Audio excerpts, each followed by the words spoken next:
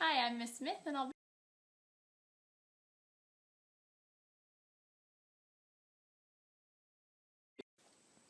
lot of students, especially those who have not had online classes before, get kind of nervous about the idea of taking an online class because you don't know exactly what to expect. But I've tried to make the class as simple as possible, breaking it down into weeks and into class days like attendance days. So hopefully you can figure it out pretty easily and it won't be too stressful for you. Our class will be done in Blackboard. Once you get into Blackboard, find this class, English 1113 or English 1213 if you're in Comp 2. And this is what your class will look like. I'm making the same video for Comp 1 and for Comp 2. Comp 1 has red buttons, Comp 2 has black buttons. You'll see them in a minute. Notice on the side you'll have the course homepage, which looks like this. You'll have a link for the syllabus, my contact information, announcements, and then each week of the class is listed. The dates for the class are also provided so that you don't get confused where you should be. Within each of the links, the weekly links, you'll find communications, which tells you my phone number again, and also office hours that I will have that week. I don't have standard office hours. I have flexible office hours each week. I will try to go at some point to my office, and I'll let you know here when that will be. You can make an appointment with me anytime, and I can meet you there when you want.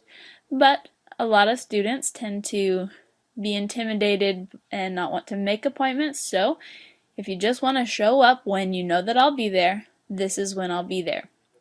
Below that, you'll find day 1, day 2, and day 3. Every week we'll have 3 days. Notice the lines between the weeks on the side. These lines represent when your essays are due, so it'll be easy to keep up with. Your first essay is due at the end of week 3. Your second essay is due at the end of week 7. Third essay is due at the end of week 11. And then the last is due. You'll work on it in week 15 and actually turn it in as your final during finals week. Comp 2 is set up the same way. It also has links for weeks on the sides with the dates.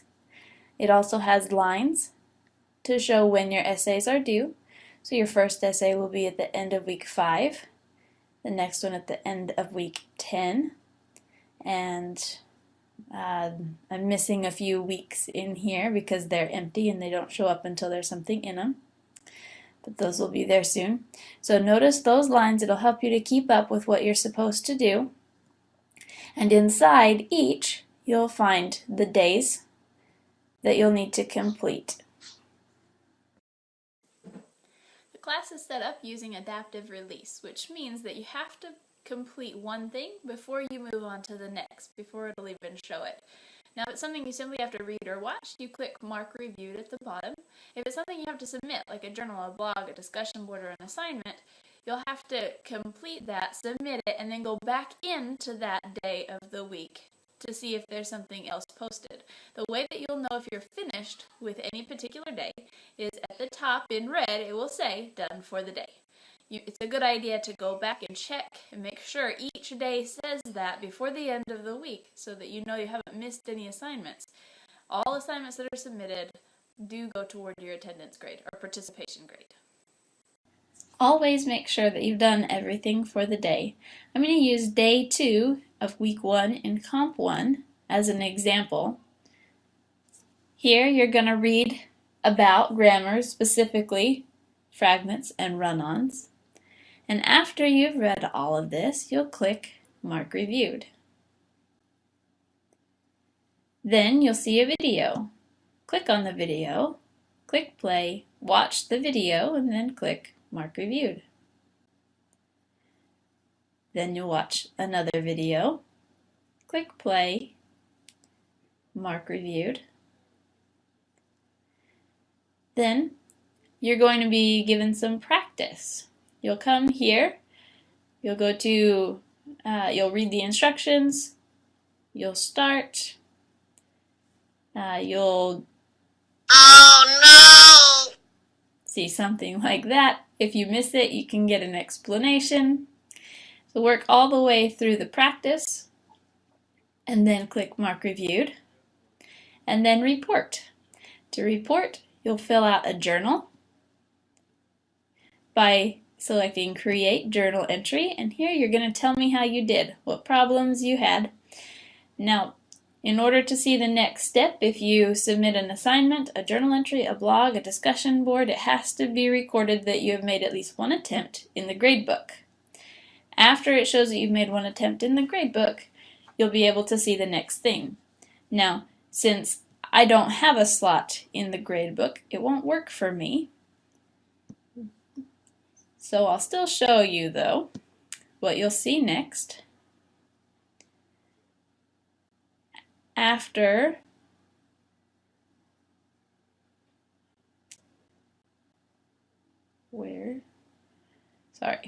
Okay, you'll report. The next thing that you'll see is another video. Okay, we've moved on to run-ons and comma splices. You'll do more practice. Again, you'll report on the practice. These are not graded by word count. They're just reporting to me so that I know you did the work.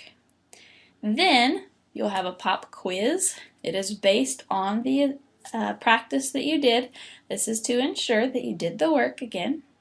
If you have any questions, you can post something in Q&A, which is a discussion board. And then the last thing you'll see is done for the day. This is very important. Every day, make sure that you get to this red done for the day. If you're not sure if you finished a particular day, go through before the end of the week, click each day, make sure that it says that. That way you know you've completed everything. Because everything that is submitted goes toward your grade. The quiz, the pop quiz, the journal, other discussion questions, blogs, anything that is submitted counts toward your participation grade. So make sure that you get to this point. Now this looks like a whole lot, I know, but notice these videos are 2 minutes, 1 minute and 33 seconds, a minute and 10 seconds. Each day should take you approximately an hour to finish. So that's how you should schedule your time. For some of you, if you know that you read really slow, you're going to need to schedule yourself more time.